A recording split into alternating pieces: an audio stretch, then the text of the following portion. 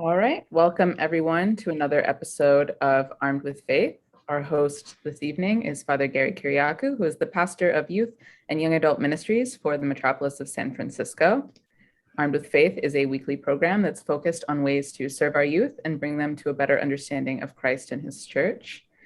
We meet every Monday now, switched from our original Tuesday date. So if you're looking for the live show and watching this recorded, we are live or recorded every Monday, and you can see the upcoming speakers on our website. You can also find our full list of upcoming programs on our website, and we update our community calendar regularly.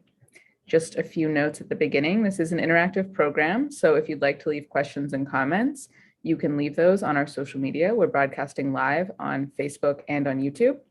You can also find the link to join us on Zoom there. So if you're watching on social media and you would like to join us on Zoom, that is available as well.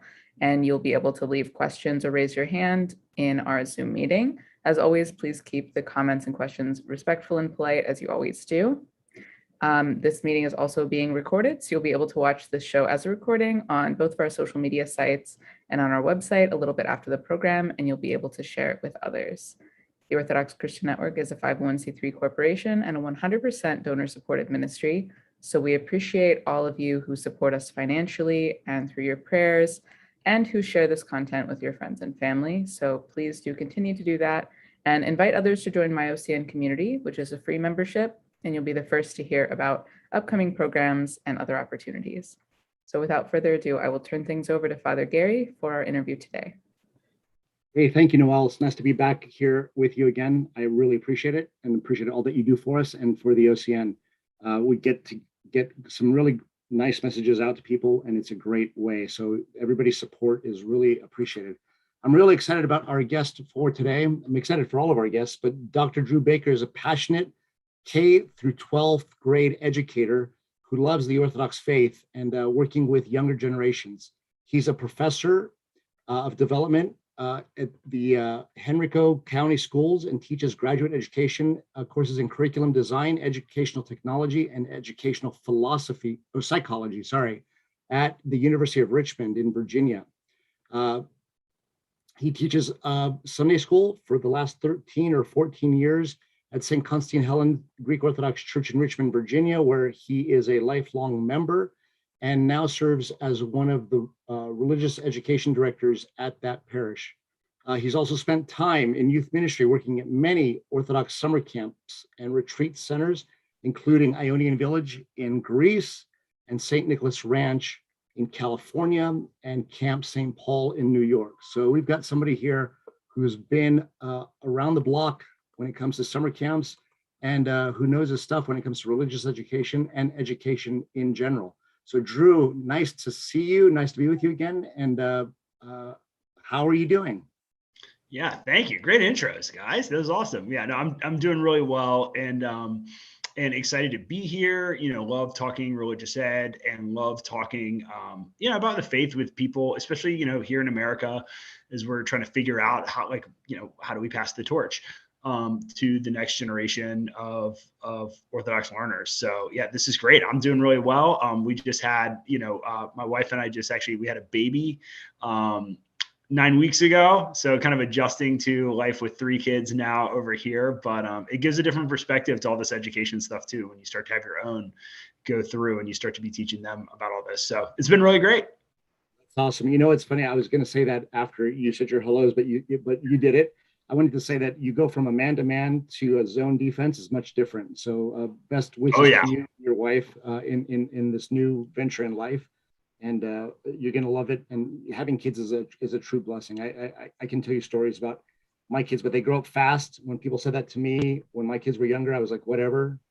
But now looking back on it, they really grow up fast. So enjoy the time that you have with them and implant in them the need for Christ and the church in their lives, which I know that you'll do. Drew, first question I got to ask is Drew Baker. I wouldn't say the guy's Greek, right? Like, you know how we sit in the movies and we watch the credits go up and go, oh, there's a Greek guy, there's a Thanasi, there's a Stavropoulos, there's a whatever, right? Drew Baker doesn't look like a Greek name.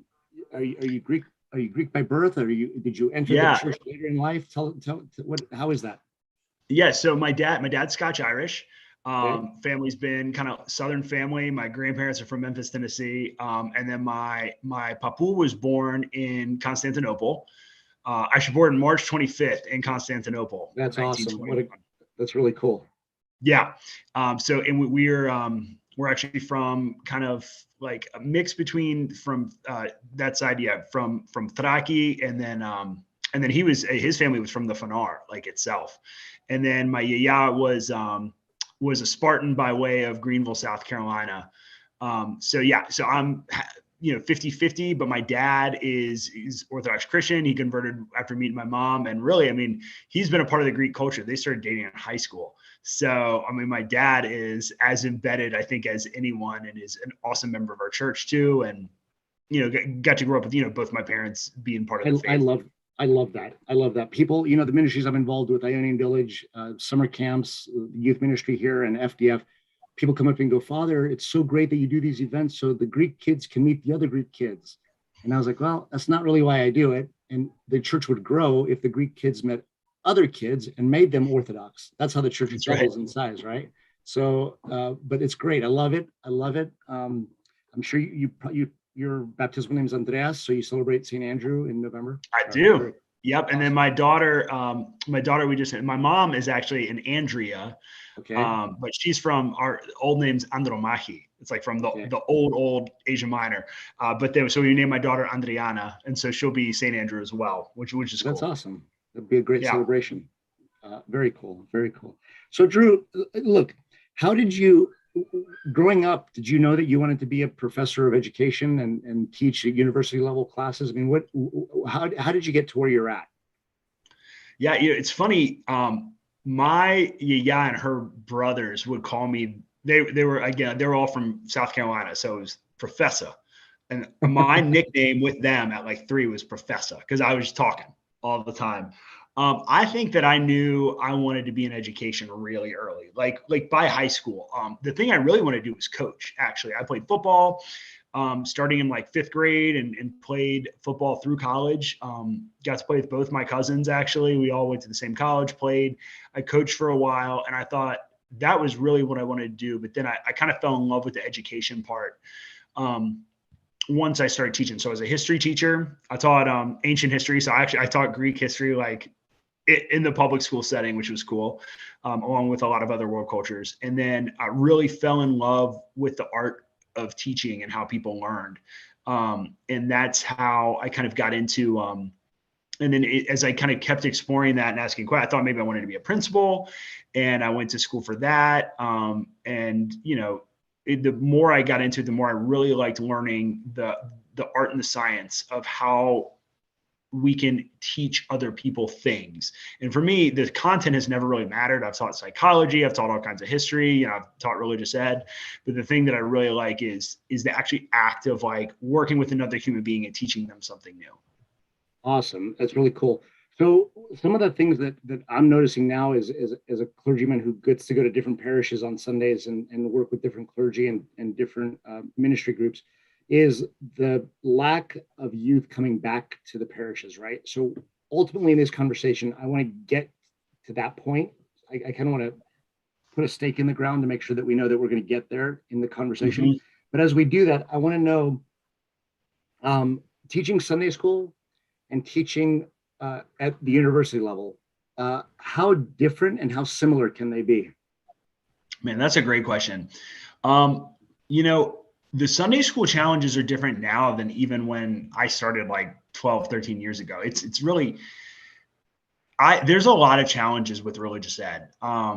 It's the best content to teach, and you have people that want to learn it and are born into it, but our formatting is really difficult. And we have a great program in St. Constantine and Helen in Richmond, but I don't think we've cracked the code. I really don't think anyone has.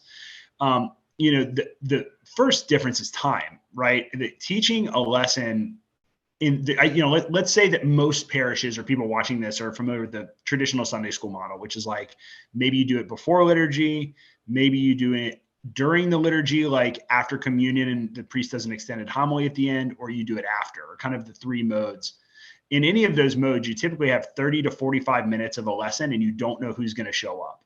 So for an instructional designer, which is what I do, that's really challenging. And it's something I'm like constantly trying to think around. Whereas, for college, I know who's going to show up. And if they don't show up, they get a penalty. And they might not be as interested. It might not be as relevant. I mean, typically at least if they're in my class, they want to be teachers. But I think the biggest thing is the unpredictability. Even like, because you might, and sometimes attendance is great. Like sometimes I'll have an 11th and 12th grade classroom for us where I have like 14 kids.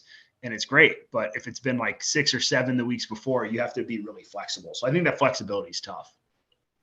When you teach Sunday school, are you building from lesson to lesson like you would in a university, or are you teaching a different like subject or topic each week? Yeah, that's a great question. And it's something that I have wrestled with a lot. So I've tried every single way. And I'll go back and forth depending on the students that we have. So one thing you can do is everything is a standalone. And you basically teach every lesson like maybe an interactive homily. And I've done that. And sometimes I think that's a really good method because you don't know who's going to be there. You can typically follow the church calendar. And then that way you can kind of ride out the predictability. The problem with that, though, is from an education mind, we're not building upon curriculum, right? We're not building sets. I would never do that in a math class, for example, because I would want to build upon, if I'm going to teach you factoring, then I want to teach you the next phase afterwards. So that's a little hard to do. However, if we try to build, then, off one another, we might have a low attendance week. It might be the kids may have AP tests the next week. So I have fewer people because I teach 11th and 12th graders. So I do project-based learning. And what that is it kind of lets them come in and out, but with a common theme. And then I've been using the computer more and more to do updates after each lesson so they can kind of build. So now I build it doing the project-based style. So project-based learning, is that something that you've created? Is that a term that Drew Baker made up, or is that an educational theory? Can you explain that a little bit? Yeah, great question. Yeah. So that's not PBL, project-based learning, is grounded in the research. I'd say like we really started to see it come around, I think mid 2000s, but I'd have to look. Certainly in all forms. A guy who educators listening to this will know, John Dewey, who's like kind of one of the fathers of American education theory in like 1920. He was talking about this. And I think actually the Orthodox Church shows that we've been learning through project-based learning extensively. I mean, the procession of the icons that we just had. Are we just going to say the same thing? I was going to say, is that a good example of project-based learning, right? So great. I appreciate that. So yeah, absolutely. What are some other examples of that? Yeah, so project-based learning is the idea. It's not that kids do projects. It's just that because that's what a lot of people think it is we learn, and we make a poster. But project-based learning is we learn by doing the task in a public environment that we would normally be doing. And so here's what that means. Project-based learning in religious ed, one of my favorites is like a student-led homily. And we've done this twice at my parish, where instead of me just either lecturing to the kids or even building lesson to lesson, I want to teach the kids how to be Orthodox Christians in an authentic environment. So I want them to know how to be Orthodox Christians in an American Orthodox parish, because that's who they are. And that's where we are learning. So what we'll do is the idea is to get them with a public product. Public means they're doing something outside the classroom. It really changes your role as a teacher. Because you're not lecturing to them, you're typically helping them meet an objective. It pulls back to what I first want to do in education, which is coaching.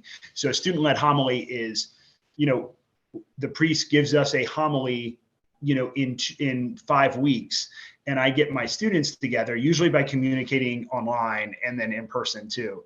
So anybody who misses can hear about it, and then say, all right, guys, we're giving a homily. What do you think our parish needs to know? And then we do a research project where they're creating their own ideas. It's very high student ownership. And then we put together like a 5 or 10 minute homily. That's an example of one. So is one kid presenting the homily and other kids are presenting or are offering information to build the homily? Or are there multiple kids giving the homily? So this is a great way where I can kind of highlight the answer for project-based learning is let's ask the kids. So if we were doing this together, right? And you were teaching the 9th and 10th grade class and I had 11th, 12th, because we do double grades for us. I would say, let's talk to the students. And so the students would kind of decide, should we have one person? Should we have multiple? Like when we did it in our parish, some people wanted to speak. Some people felt comfortable doing the research. Some people felt comfortable videotaping. And the great thing is that mirrors what real life is like, right? We have some people who like to do behind the scenes jobs, and we have some people who are very passionate. Maybe a student, if the topic was iconography, they would really want to talk about it because they're into art. But if it was a different topic, they might take a different role. So you structure it however, and in the best types of PBL, project-based learning, you would actually let the students determine how to solve the problem. That sounds like you're giving them ownership of it, right? And that's something that I enjoy in youth ministry. Is I feel that if we give there's a great book where they talk about key leadership. I can't believe the book just slipped my mind right now. You probably know the book I'm talking about, but giving a keychain leadership, where you give the kids the tools they need to succeed, and allow them to figure it out and go from there, right? So they have ownership of it. Sounds exactly like that. You said something early on, even before, like in one of the first things that you said when you get the kids together for project-based learning is you say, okay, what does the parish need to know? I'm interested. What were some of the things that the kids came up with that figured the parish needs to know X, Y, Z, and what were some of the topics that they taught? One of the first project-based learnings I ever did, that was because I was teaching Sunday school kind of in the old way, where it was really like, it's kind of lecture-based. And I'm a pretty decent lecturer because I have experience with it. Mm-hmm. And so my students liked it because they like me storytelling and whatever. But I looked around and I was like, I don't teach my classes this way, either in high school or in college. I shouldn't teach religious ed, in a outdated model. And so what we did was, there was this letter that was going around. It was like on Reddit. And I remember Stephen Christoforou, who's a good friend of mine, who I know, you guys, he does Be the Bee and does so much for, youth and young adult ministries, leading a lot of those efforts with Archdiocese. And he posted this Reddit letter that was someone who had converted to the Orthodox Church and then left. And he said like he wasn't welcome, like he was in some community. And it was like kind of this big critique of a parish that he didn't name, but it was on Reddit. Mm-hmm. And I took that and I read it to my class, and they were just like sucked in by this. And they're like, oh, I could see that happening. And they're like, oh, I think some of his critiques were really off base. We're not like that at all. So my students wrote a response, and we wrote it, we put it on Reddit, and then we gave it to youth and young adult ministries, and they like posted on their blog and did a post. And so then we shared it in our church bulletin, because I was like, you guys put all this work in. I know for project-based learning, it's all about the bullet, it's all about public product. So we put it in the church bulletin, and then their friends and their yayas and their papus and like their parents were reading this, and they thought this is something cool for the church to know. So then the next time they wanted to teach the church about the icons we have in our church, about like what is there and when they were built. And then the last one they've wanted to do was, they've noticed that when we do memorials or we do churchings, our priest does an amazing job where he does the 40-day blessing of babies, and we do it for the whole parish. And they said, a lot of people don't know about it. So we're actually working on creating like an insert that would go into, that we can pass out in pew bulletins on those days, where it says, what is a memorial service and what is the 40-day blessing? So those were the kind of the first three things that our kids have figured out. Very nice. And so you created those things, the 40-day blessing and the memorial. Those are out there. We're working on them now. And we're actually, right now, we're also kind of doing some exploration on other icons in our church. So that's something our kids I'm kind of letting one of the projects slow down so they can take advantage of like what we're doing. And so how many grade levels? I'm sorry. And I think that's really key, is being aware of what's happening in the parish or in the faith, right? Like right now you could do great PBLs on IOCC's work in Ukraine, or, things like that, is being aware of the opportunities you have at a given moment. That's really cool. In doing so, are all the grades doing project-based learning in your Sunday school, or are there some like 5th, 6th grade? What grade do you start a PBL, and what, how would you encourage a clergyman who's listening, or a Sunday school director or teacher who's listening, say, this would work with my group of kids? Mm-hmm. You really can scale it. And if you look at the younger grades, the younger grades have been doing this, right? A lot of times younger grades will make things that go home, and that's not too different than a project-based learning. And one of the things our first grade teacher is fantastic, and she's a career elementary educator. And at the end of the year, she has her kids recite the 10 Commandments to all the parents at the end of the year Sunday school. And that's project-based learning. All the kids are up there and they come up with ways to remember and share things they made. We really only do it in 11th, 12th grade right now, but it's also because project-based learning it is definitely more work, or you need to have somebody with a little bit of experience, I think, teaching, or at least not afraid to try and put in. So, we do it mostly with my class, but you could do it at any grade. And there's a lot of really good examples of projects that we can share at some point of like, here are just some ideas that I've seen people do. That's really cool. What kind of, I have to say that sometimes in parishes as a parish priest, you just need somebody in the classroom, right? And that's not the best way to educate our kids, right? Like you're educating people to go into classrooms professionally and do it, and they want to be good at it because they're going to get a paycheck for it, right? Sometimes in the Orthodox parish, you got to find somebody to get in there, or else there's no Sunday school, right? Or you're combining 3 classes together, and you've got first, second, and third graders all together. What do you say to that? How can we solve that problem? What are some solutions to that problem, or what are some steps in getting there? Because sometimes you don't have the most qualified person teaching a grade level, right? And how do you answer that? Yeah, it's a really big challenge. I think in an ideal world, well, so one of the first groups that I do like to go to is, I think that young adults make fantastic religious educators, and they will typically respond if asked to do something personally. A lot of times I'll hear parishes and even are like, oh, people aren't stepping up. And it's like, yeah, one thing that you can do though is if you say, I think you would be wonderful, rather than doing the all call or letting things go to the grapevine, take someone who is very involved, and what I remember what that meant to me when I got to be involved with church leadership at 22 and 23. And you feel like an adult and you feel proud and you put a lot of work into it. So that is a good group. Another good group is to talk to your, most churches will probably either have educators or people who are married to educators. And I think having them do a quick training for the people you do have in there can go a long way. Little tricks, how to get kids' attention, how to design a lesson plan and things like that. And then finally, I think providing curriculum. There are some curricula out there. I think in the ideal world, right, the Orthodox Church, we would have, like binders of lessons for every grade that people could take and leave, because that saves a lot of work.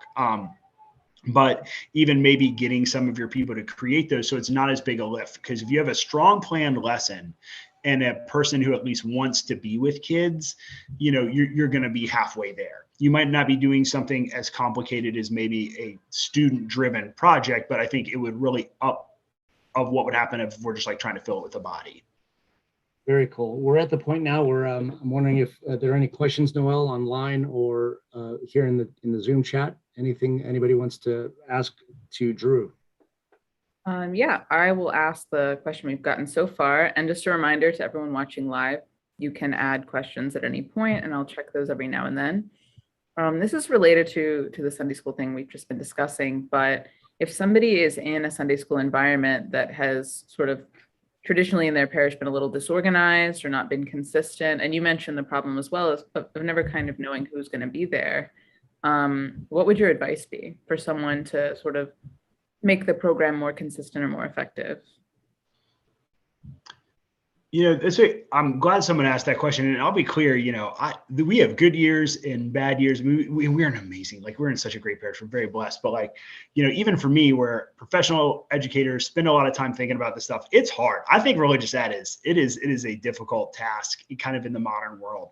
But I think the advice that I would have first for the part at least getting attendance, where I've had the best luck, is I did back to school night with my class. where I would invite, just like we would in, traditional school setting, where I invited parents to come into my classroom and I explained what we did. I talked to them and I said, here are the things I can do. I said, I'm never going to shame you. It's hard to get kids to church on Sunday. Sometimes you just can't do it. But, can you guys let me know, even with a little bit of predictability, how often do you think your family can be here? I'll give out a survey as well, where it's like, typically what Sundays do you show up, just so I could have an idea. And that really helps. And then the email follow-up, and I have not been good about that this year, because if you miss it in the fall, the grabbing all your parents and kids' emails for everybody that might be there and doing these follow-ups really help. It's a little bit of work on the teacher, but if the parents are kind of seeing that, like, there are things happening in your classroom and the kids know, one, they can stay caught up, and two, they can still feel connected.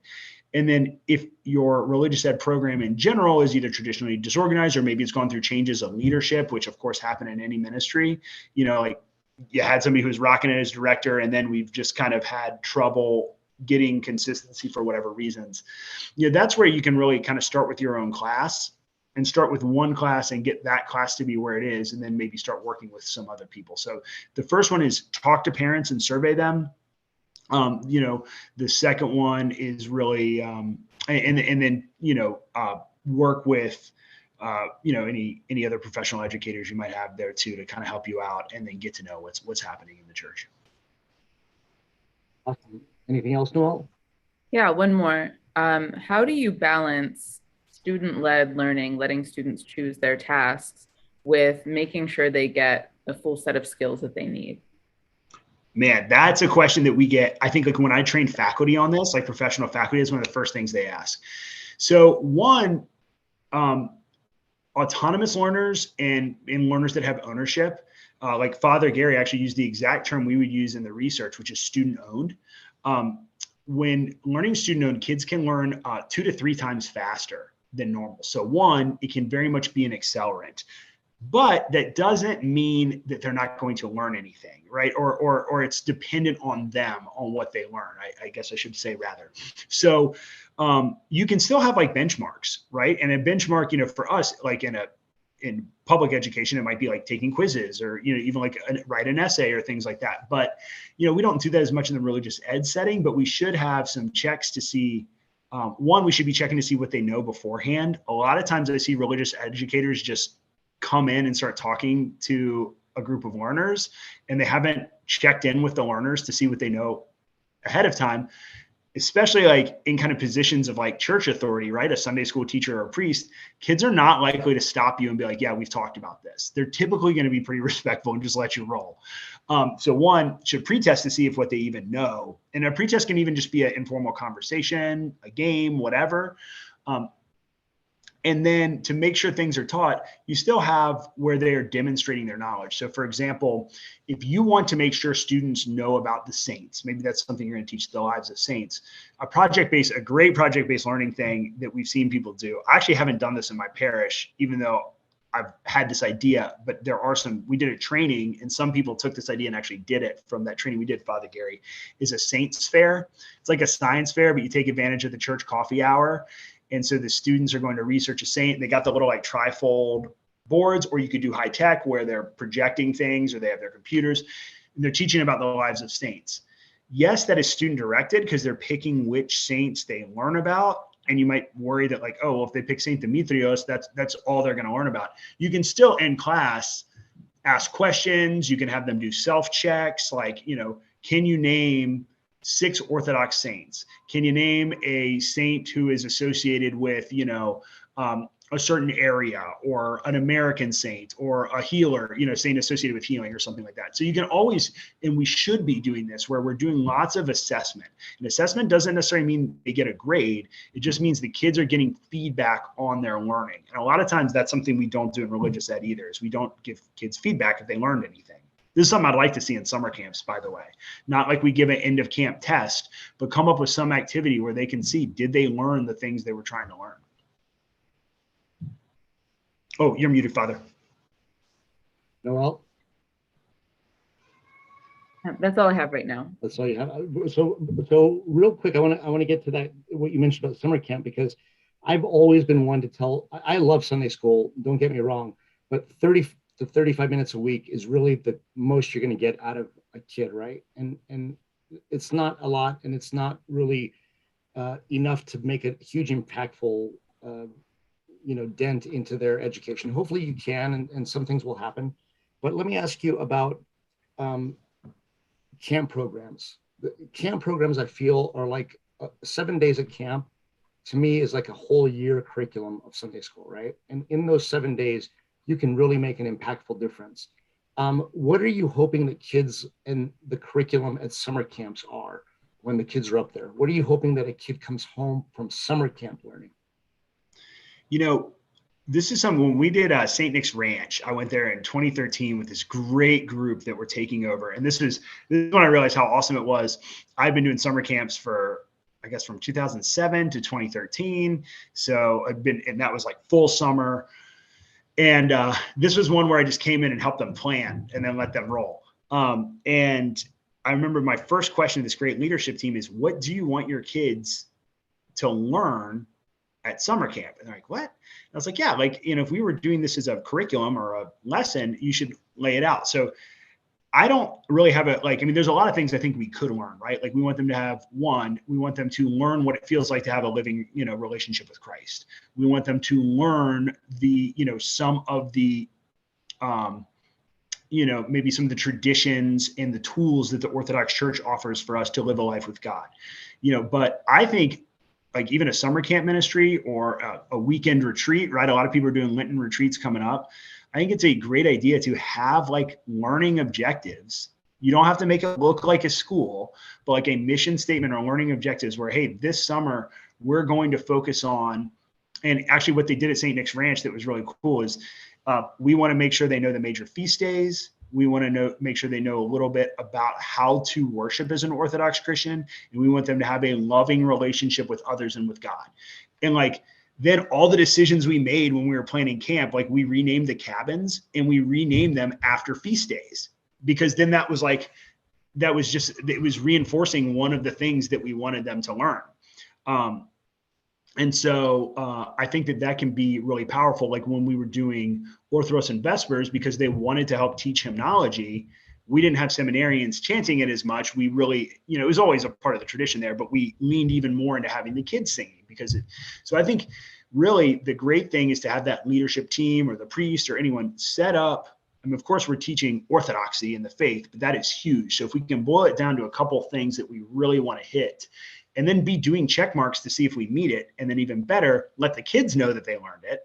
Hey, can everybody name on the feast days now? We couldn't do that before. Why are feast days important? And do some sort of closing activity where they're talking about it can be really powerful. So for me, there's a lot of things we can teach, all valuable, but I think knowing them and having them set out clearly is what is really important. And we can even do that in summer camp or a weekend retreat or anything like that. Love that.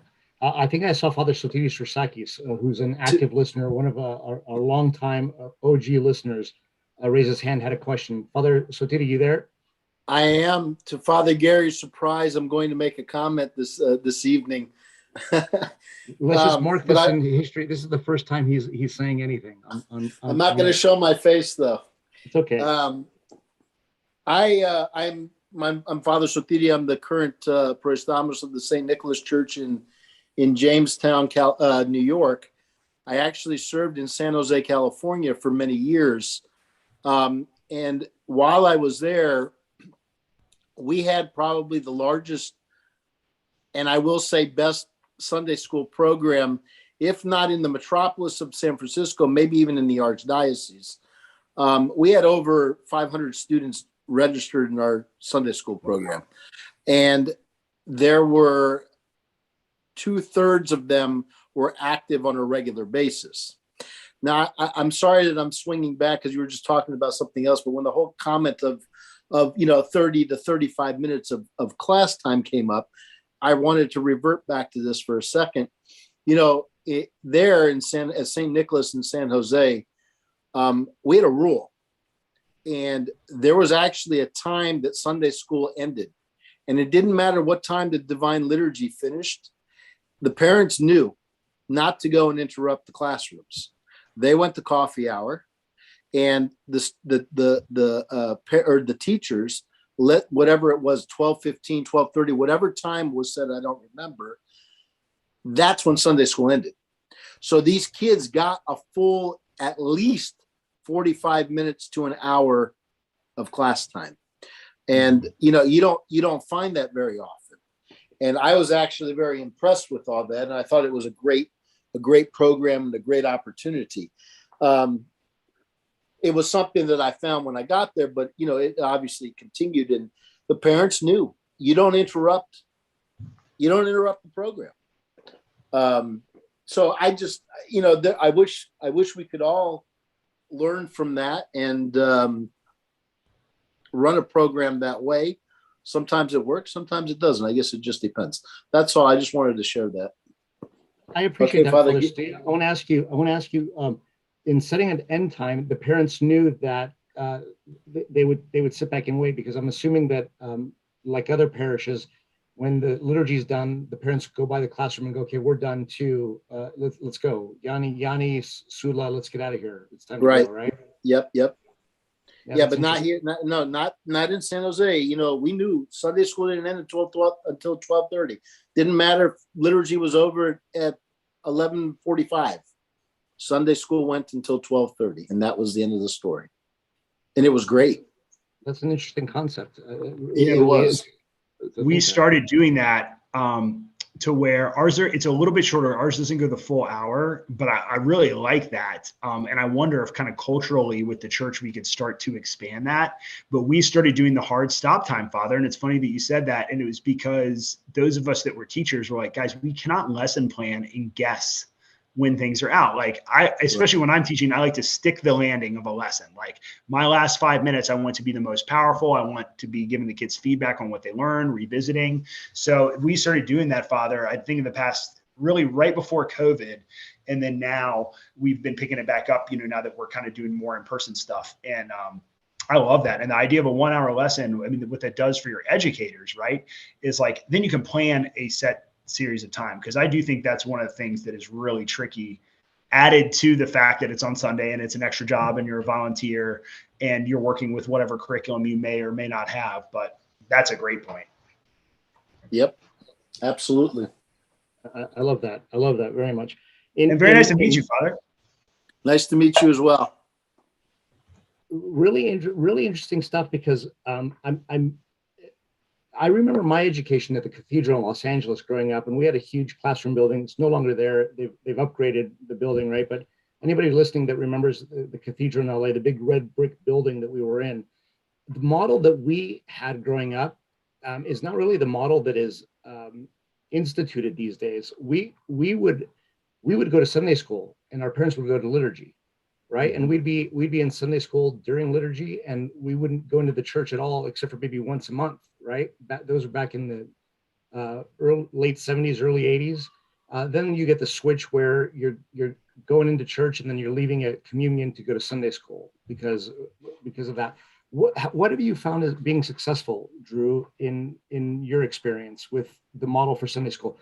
When I was a parish priest at St. Demetrius, we even did Sunday school. We tried one year doing Sunday school during Orthros, and said Sunday school starts at 9:15, and the kids came, and then at 10 o'clock they went into the liturgy, and then everybody was in liturgy together. It worked for a little bit, but things ebb and flow. What model have you realized is kind of works best for a parish? And someone thought about for a long time. The Orthodox model is hard. And I'll tell you who it's really hard. It's hard for families with multiple kids. It's hard if you've got young kids or teens. So like it really hits a lot of groups where that Orthodox model is hard. It certainly may work though. I mean, ultimately anything is about culture, right? Organizational culture we talk about in schools all the time. It definitely applies to churches. Father Soterios, shared a great, kind of anecdote about like, this was the church's culture. Like some places they're pulling Yanni out of class, but in other places they know 12:30 is the rule. So I think the Orthodox model can be hard, but I have seen it. The other one is the priest does the homily after communion. The kids are the first. This is what we do. The kids are the first to go get communion. And then, we typically do a memorial and then, churchings or whatever after. So there is usually about 30 minutes of liturgy after communion. And then we have the parents hang around for about 15 minutes. So we get about a 45 minute lesson with a hard stop time. I like that. I think it's doable, and it's a nice transition for parishes, to move on. I mean, but then you also look, we're not the only people who do religious education, and the Protestants have moved to where they do a lot of their stuff on Wednesdays. A model I really like, and I think I would love to see parishes come with one day, is where just at church, we just have a day where we stack ministries and religious ed can occur on those days. Where, a model that I think would be wonderful is like if a church did a Vespers on Wednesday, religious ed, you have 45-minute or hour-long religious ed, and you offer it for adults, young adults, different grade levels. And then maybe you have, other ministries that can meet at the same time, but the church is just kind of opening with a center event. But I think the way for someone to figure this out, whether it's a priest or a youth director or a religious education teacher, is like talk to the parish and make this decision as a community. Have a couple committee meetings, be tasked with a clear, let's find the most efficient way to get the most people at religious ed. And now is a great time to do it, because we're kind of all resurfacing and we're all re-examining our weekly schedules and our life schedules and church and family. So this is a good time for transition and for innovation. But I think whatever your model is getting people on board, doing some research and talking to others. But talking about the transition and moving and coming out from under the rock of COVID and getting back into it, there's a lot of frustration on clergy and church leadership's part with the ease that we created. And I'm not a expert in any of this, but I can tell you that when COVID hit, I watched our Orthodox parishes mobilize, man, and we went online right away, and ministries online and services online and all that, right? And I've had conversations with clergy where parishes that never thought that they'd be broadcasting their services online were doing it as easy as, FaceTime, using their phones and Facebook Live and that. What we haven't done, and you just mentioned it, was transitioning out of it. Like, how do we get out of it? How do we get people to cut that dependency and go back to liturgy? I have people emailing me now for a program we did last Lent, wondering when that service is going to start, because or when that program is going to start again, because it was so successful last year. But it was successful because nobody could go to Sunday school, nobody could gather in person. So now how are you encouraging your kids, your families, how are you getting them to come back into the parish? We're following the same problems. We're seeing the same things for sure. One of the things that I think is really important is consistency in programming, right? And we see this energy. I was actually just talking to somebody that's a teacher coach, which is basically somebody that it trains teachers in the field. And she's like, man, nobody's coming to my trainings right now. And I was like, I know, but the key is I think what we need to do is first, we need to be really consistent. We need to keep offering things and be very consistent with showing up. And I'm going to do this ministry if 5 people are there or 50 people are there, but I'm going to keep it going. Because I think we also get into when there's not a lot of people, we lose energy. It's draining when you feel like you're putting your heart and soul into something or something we love as much as our faith and our church. It can get disheartening. And I think we've just really have to be humble and patient and have a ton of grace for people are going, it's going to take a little while to readjust. The next thing is I think we have to make things that are really worthwhile. And by that, I mean, especially for events, a great way, some great things to do is teaching liturgies, right? Teaching liturgies are something I think that is project-based learning, by the way. A great teaching liturgy is where you actually have the students do a typical teaching liturgy is a priest will do a liturgy, but explain it to people. The best one is where you have the priest go through everything and then you divide up the different parts of the liturgy and have these students tell other people about it.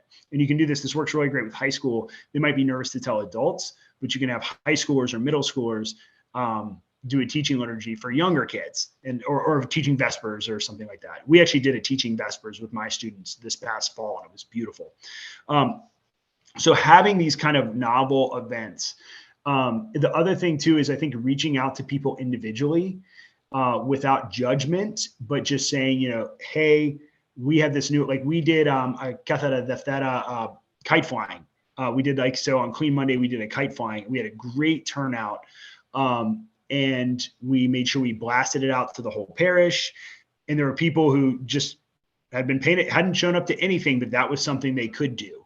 And we were shocked. We ended up having like this really big turnout for a Clean Monday kite flying. And then we also talked to different people and told everybody to reach out to some, people with young kids. So I think like one, we've got to have things that are worth coming to. Two, that personal reach out. And three, the first thing I said that I think is the most important is that consistency is like, we are here and not getting discouraged and knowing that like we're doing God's work and people are going to show up over time, but they need to see us there and in it, whether it's 5 or 50 people.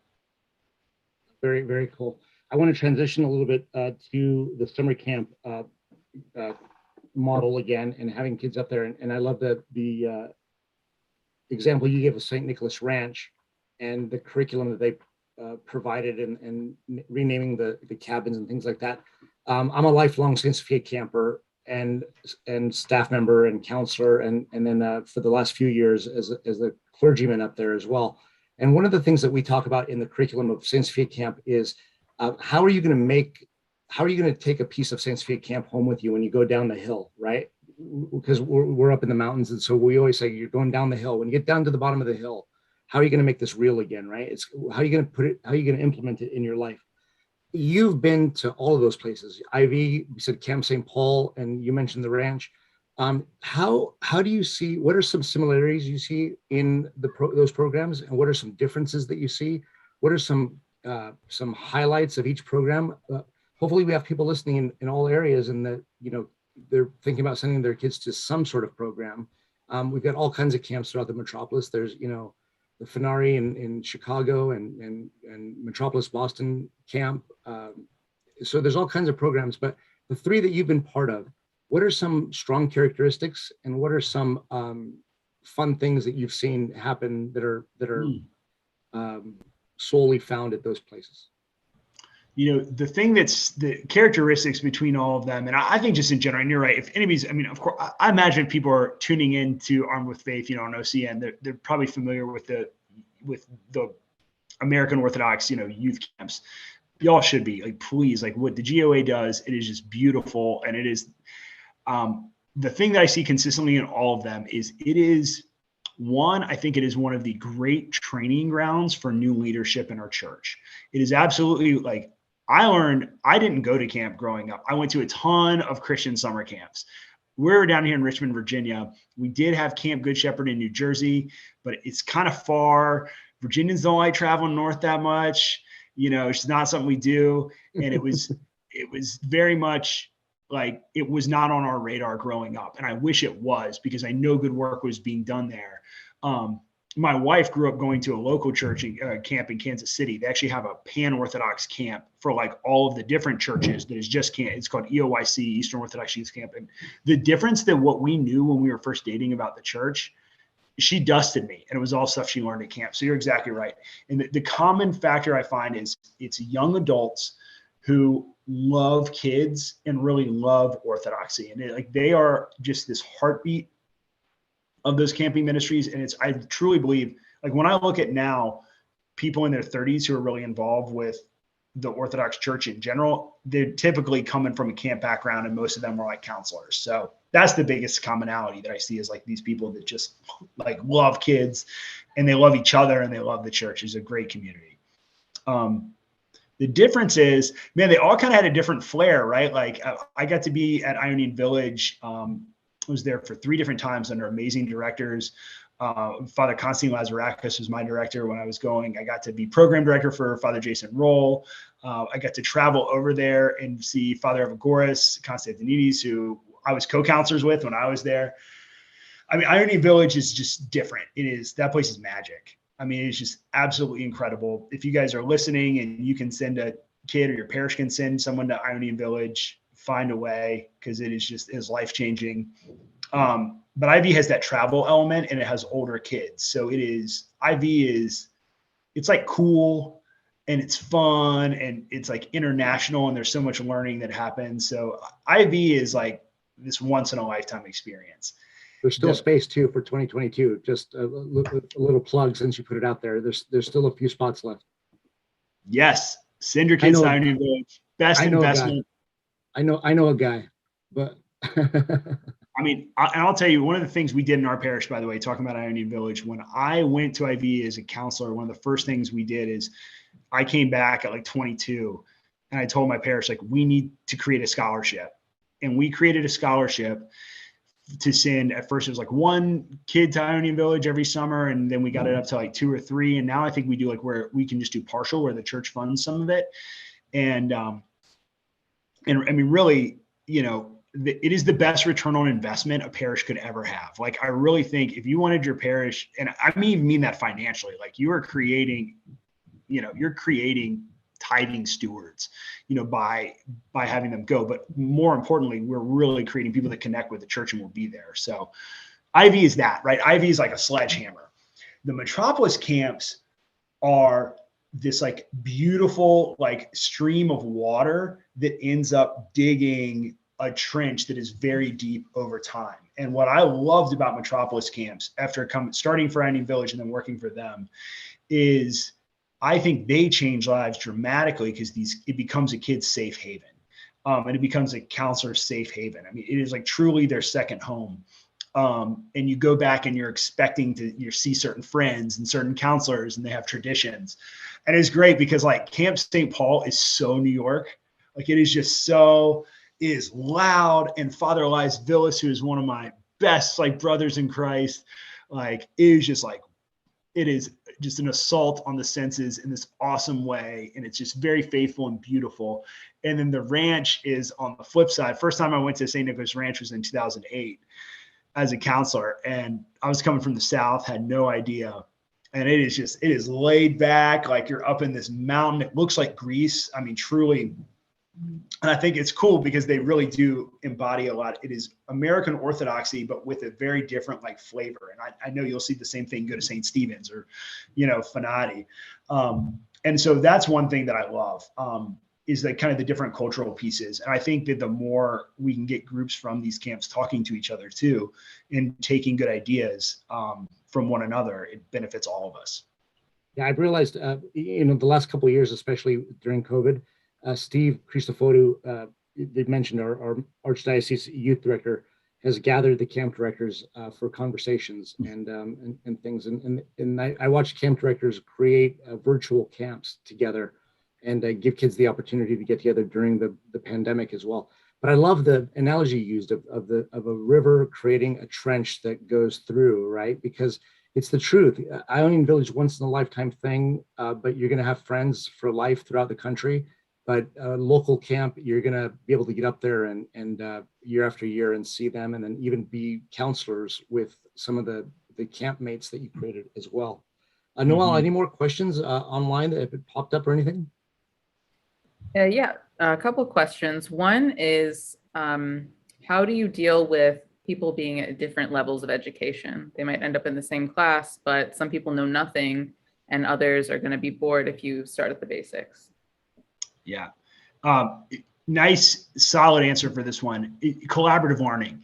So when we're teaching, right, one of the modes I think we need to get away from in religious ed is the person talking is the one who is the necessary expert. That's not always the case. We have some students, and I'm talking like 3rd or 4th graders, who are very knowledgeable about the faith.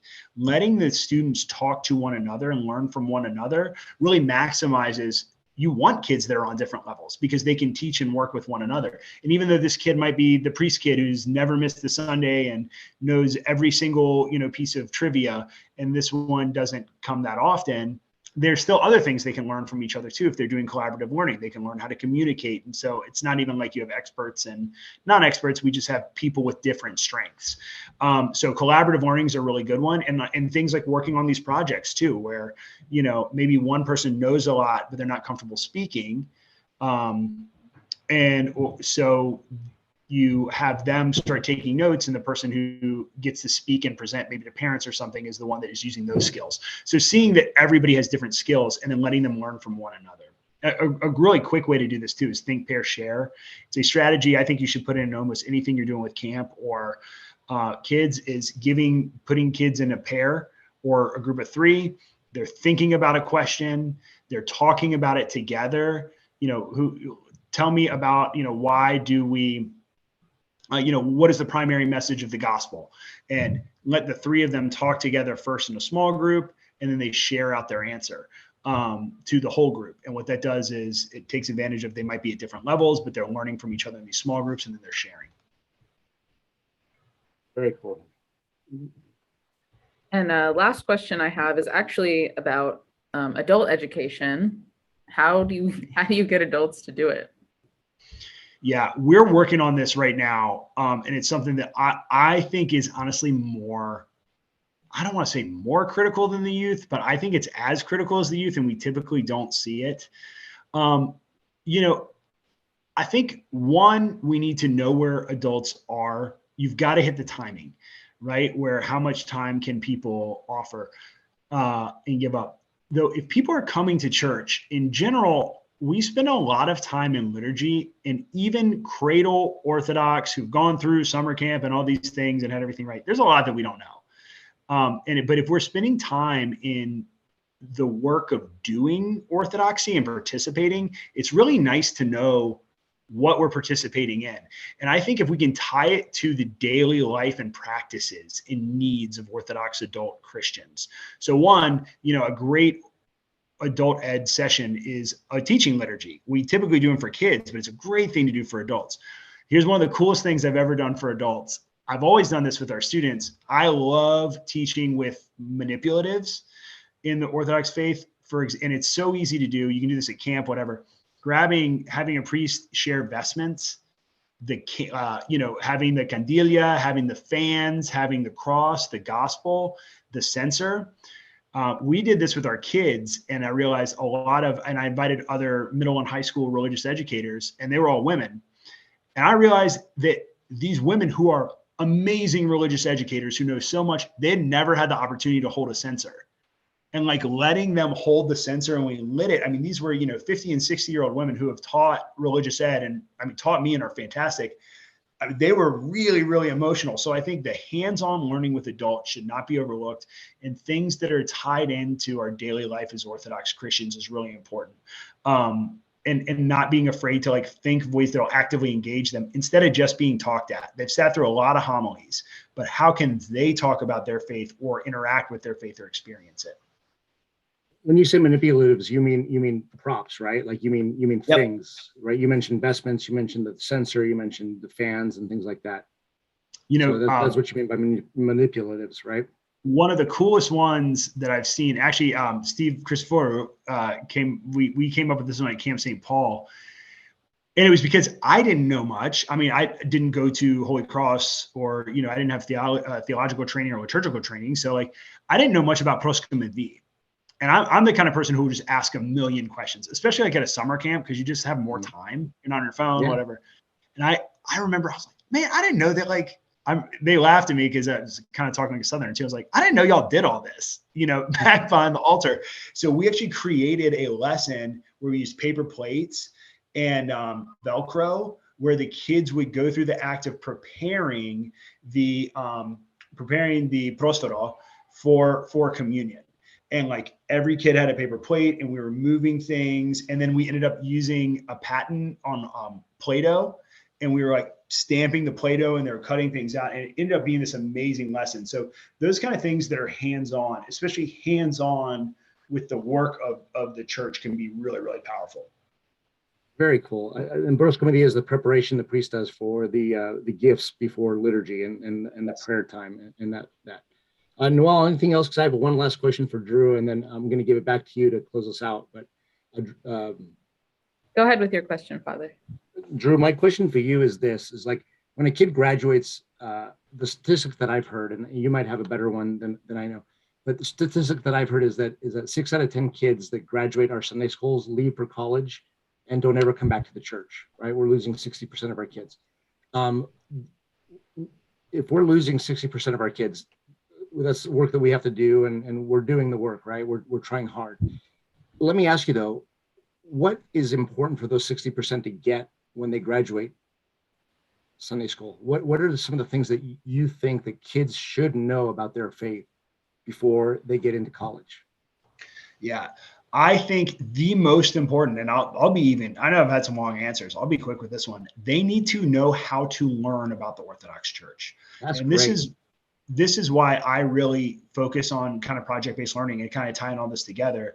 They need to know how to do their own learning and research, because they're going to just not remember a lot of the stuff that we teach them. But if we can teach them the skills to be an informed parishioner, to know I can go and go arch at any point and look up anything. Like I can look at Orthodox Wiki. I can go talk to a priest. I know that Holy Cross is a seminary, and if I meet someone from there, I can ask questions. And I know that if I take a religion 101 class in college, I can use that as an opportunity to learn about Orthodoxy. I think that's what is the absolute most critical, is having them be autonomous learners who can answer their own questions, because they're going to have them.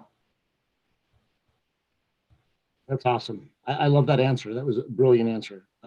Anything else you want to share with us before we give it over to Noel to close out? Drew, you've been a great guest. And another guest, Noel, another guest that we need to have on again. Just totally awesome. No, I mean, I think this is great. It's just fun being around. And my email is adbaker, AD like all day, baker56@gmail. That's like my personal one. If anybody's interested in religious ed or has good ideas or hears this and is like, you should try this, hit me up on Facebook. I'm not on it right now for Lent. I'm just like taking off social media for a little bit, but please email me or send me, a friend request on there, and I'll take a look and accept, because I would love, we don't have this figured out at all in Richmond or even in my classroom. But the one thing we do have is like, we love these kids and love our faith and want to do it better. So we'd love to learn and hear what other people are doing. Very cool. Thank you. Thank you very much for your time, Drew. I really appreciate it. God bless the work you're doing. God bless your new addition to your family and your kids and your beautiful wife. Thank you for all that you do. God bless you. Thank y'all. So I'll just close us out with some general announcements. As I mentioned at the beginning, you can find all of our upcoming events on our website and on our community calendar. Also, a week from today, the film Man of God is coming out in theaters about the life of St. Nectarios. We've been promoting this film. We don't get anything from the ticket sales, but we really want everyone to see it and support this Orthodox film. Being shown in 800 theaters across the US. So if there's one near you, you can go to fathomevents.com and find a theater, get those tickets, and all the links are also on our website and social media. And other than that, we'll be back next week with another episode of Armed with Faith, and we look forward to seeing you then.